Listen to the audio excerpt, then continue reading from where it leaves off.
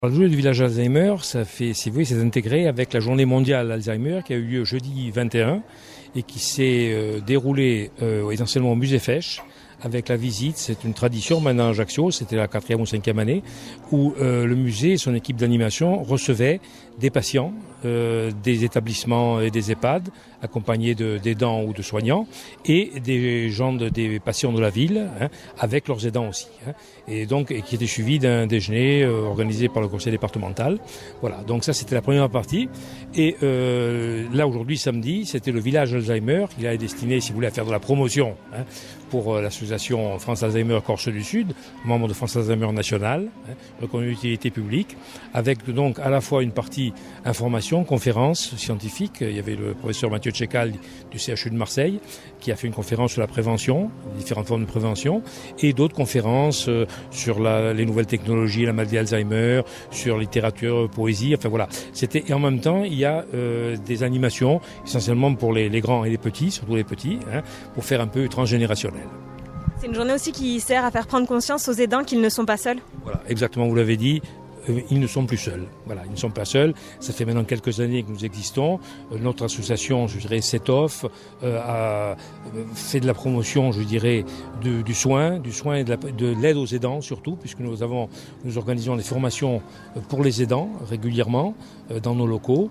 Et donc tout ça, si vous voulez, est destiné à dédramatiser un petit peu cette maladie qui est très particulière, qui vraiment met en cause tout le noyau familial, toutes les relations sociales du patient et de la famille. Et donc, je pense que c'est absolument indispensable, si vous voulez, d'être présent et d'avoir que les gens aient un lieu d'écoute, un lieu de renseignement. Vous l'avez dit, justement, c'est une maladie qui est pas comme les autres. Il y a longtemps eu un tabou encore, c'est ce qui commence à tomber. Tout à fait. C'est une maladie chronique, si vous voulez, mais qui contrairement aux autres maladies chroniques, le cancer pour la pas citer, les maladies rhumatismales chroniques, qui sont extrêmement invalidantes aussi, mais qui n'ont pas cette dimension dramatique, cette dimension, je dirais, d'explosion de la cellule familiale, d'inversion des générations. Tout ça sont des caractéristiques de la maladie d'Alzheimer et apparentée, la maladie neurodégénérative, qui provoque vraiment cette espèce de bouleversement social, économique, relationnel qu'on trouve dans cette maladie. Est-ce qu'on a une estimation des chiffres aujourd'hui en Corse ? Oui, on évolue à 6 000 à peu près, 6 000 malades, mais je pense qu'on est en dessous, et donc 12 à 14 000 aidants, puisqu'on compte 2 voire 3 aidants par malade. Avec des structures de prise en charge qui évoluent ?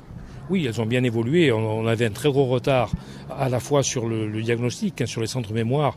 En particulier, Bastia nous avait un petit peu précédé, mais Ajaccio a rattrapé le retard. Et maintenant, nous sommes depuis 4 ans à peu près au niveau des autres centres mémoire.